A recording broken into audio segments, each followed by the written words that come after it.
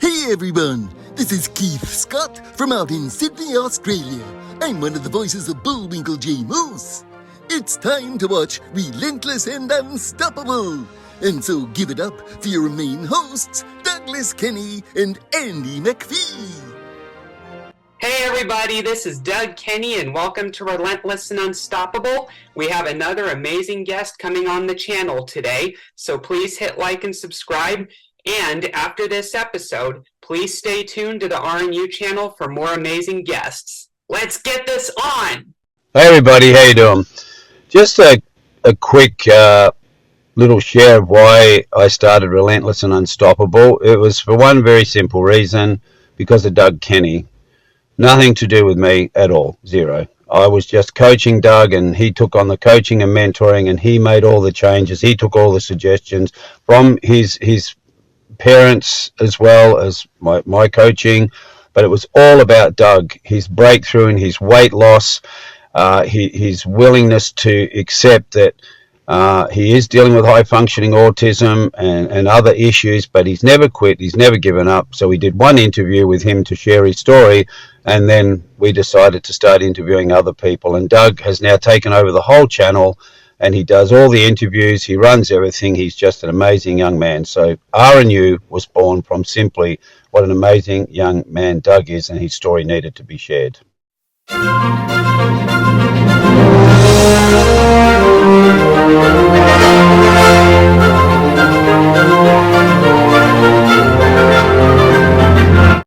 Hey everybody, this is Doug Kenny along with my coach and mentor, actor Andy McPhee, and today we have Pete with us. Hey, how you doing? G'day, bro. Hey, how you doing, mate? And thanks, Doug. Just introducing my good friend here, and we've known each other for a little while, and I thought it'd be great for him to come on and just share a little bit about his story of how he's helping a lot of young kids and youth, and a lot of his own children in the area of boxing, and giving people a bit of an outlet and getting people off the street, because I think you had a bit of a colourful career, mate, back in the day when you were a young man. And I'm probably on the wrong side of the law, but you've finally many years ago got off that, and you started changing your life around. So what we'd like to sort of know is, how did you change your life around, and what sort of really had you do that, mate? It wasn't easy because my background was pretty harsh. I met my darling in the mid-'80s, and I was still, running around trying to be a hero, trying to being an idiot. And I made a point to her, don't ever try and tell me what to do or change me. And she didn't. So just over the years we've been together, and with our children, fortunately she didn't have to correct me in anything much. We've been together 38 years, and we've had about we've had fuck all about that many arguments and that, and she just was patient with me, and I just changed myself.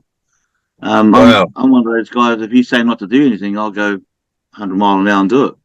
So she just supported me, and all my bad decisions, everything. And I got sent home a couple of times from overseas, and she didn't have to. She's from a very wealthy background, but she followed me. And here we are today. We're still very, very strong. She we've got a few properties and a couple of businesses together, and she's about to kick off another one. So fortunately, I decided I didn't want to be the man anymore, because I was always a man. Like, I'm still going in and out of prison and shit, and that was no longer me. That's great, mate. And maybe we need to toss you out in the backyard and mow the lawns and bring your missus on, mate. No, we got horses and young men to mow our lawns. You might be better off talking to her. She knows more about me than I do. I was just going to say, it sounds like it. and it sounds like she's a really, really amazing woman. And I guess we hear that story a lot, you know, with guys talking about their partners, their wives, and saying, well, if it wasn't for the woman they were with, they would still be getting into a lot of trouble, you know, or messing things up. So I know for an actual fact, and I've said this many a times, and I've said it to her many a times. If it wasn't for my wife, I'd be probably still in Long Bay or dead. And yeah, I know that because I was on a downhill spiral. I was with the good people, but the wrong people. yeah. Well, Yeah, that's amazing, mate. You know, and I do remember you telling me a long time ago you spent a lot of time in the boxing arena, but not in the buildings. You're out in the outback in the tents. yeah. My background is boxing. And, you know, my parents when I was born, before I was born, my father made a deal with his cousin who was a minister in the Ratna place, and my uncle and auntie couldn't have children, so while my mum was pregnant with me, my dad says, "Oh, you can have this one when he's ready." And well, my mum Huh. didn't like that deal, so when I was born, she gave me away. she did, Wow. she did the deed on my dad and gave me away to her mum. So I was brought up by my grandmother, thinking she was my mum, and then I think when I was Huh. very still young, I got brought back to where we are now and went to school here. And back in those days, I could only speak Maori, and the teachers used to punish me and strap me and all sorts to stop me from speaking Maori because I couldn't understand English. And then my sister had to be in my class, and then everything sort of just went bullshit from there. You know? Yeah. Yeah, Wow. been peer-shaped, and lot of promises were broken, and so I just ran away from home. Ended up over in Australia at a young age, and I joined a sideshow outfit and worked my way around Australia. And I think the second year I joined another outfit. Well, I can mention them because they're a huge part of my life, and as Roy Bell's boxing team. Okay. And I was engaged to Nita Bell, who was the daughter of Roy Bell. I was engaged to her daughter, Leanne, and we had a son who's 42 now. We had a son together, Wow. but I kept running away from her. She was too hard for me, and so I just But yeah, I went around Northern Territory, Central Queensland. Unfortunately, we couldn't bring the tents into New South Wales because of the restrictions. And we had to have a private physician would have the boxing tents in New South Wales, which back then would have been too much to be able to afford a doctor at ringside or at Medside each week. So we just travelled around Central Queensland and Northern Territory. Wow. How many Yeah. fights do you reckon you had made over those years? From when well over 400.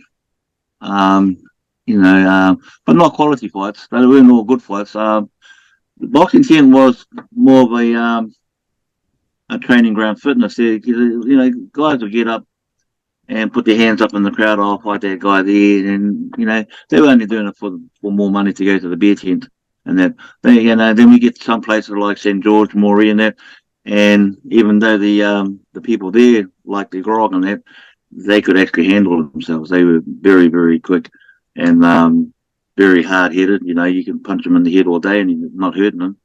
Yeah.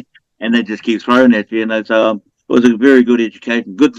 I enjoyed my time. I was always wary on who my fight was. We'd average on a weekend about 7-8 fights, maybe a weekend. Jeez.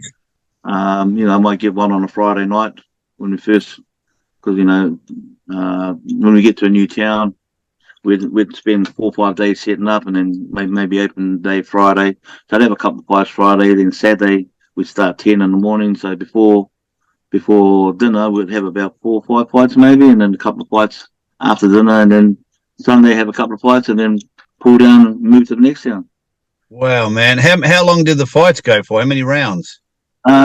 Well, if they're a good fighter, I'd let it go to 3 rounds, 3 2-minute rounds. If they were shit, they're mucking around, wasting my time, I'd take them out early because I knew I'd possibly have another fight in the next house and the next. Once we finish that house, we'd line up on the board again and get ready for the next house. So Wow, if they're just there to muck around, or piss if somebody hit me hard, I'd just take them out straight away. But Uncle Arnold, he just passed away recently, about a month ago. Arnold Bell, he'd have a crack at us and tell us off. It's how, these people come here to pay to watch good fighters, not for you to, to beat up your fucking with folk, so we'd have to at least entertain the crowd. Yeah. And they'd want to see you get a hiding, so that the next guy could come up, be brave enough to put his hand up. So now and again, I'd have to take uppercut. I'd have to take a dive and just let the local tough guy give me a bit of a tune up, and then when I get up for the next fight, people want to come in and see if I can get another hiding. But it's all part of a lot of it was part of the showmanship, and that that's a huge part of my life that I enjoyed. Working traveling on the side shows. I'm still very close with a lot of people that we worked together from the late 70s to the early 90s, on and off when I wasn't away on holiday. Well, did you have any relationships with, say, some of the really hard guys that could really fight? Did you meet them up after and have a chat to them, and then everything was cool, or you didn't talk much to the No. people? Like we didn't have time to go into town after we did our show nights and all that. Mostly because we were packing up to go to the next town. But the following year I'd meet up with these guys and then we'd form a relationship. You've always got that respect for each other, fighters. Doesn't matter whether you win or lose. You've got admiration for each other, because we all know what it takes to get to that point. The training and everything you got to do. When you see somebody on TV, just for instance, Earl Spence got beaten by Crawford last week. People talk down on the losers and that, but they don't know what they've been through to get to that point. It's a fucking lot of effort. It's very hard to be able to train 3 months knowing that you're gonna either win or lose, and get a hiding. So, we all have a mutual respect for each other.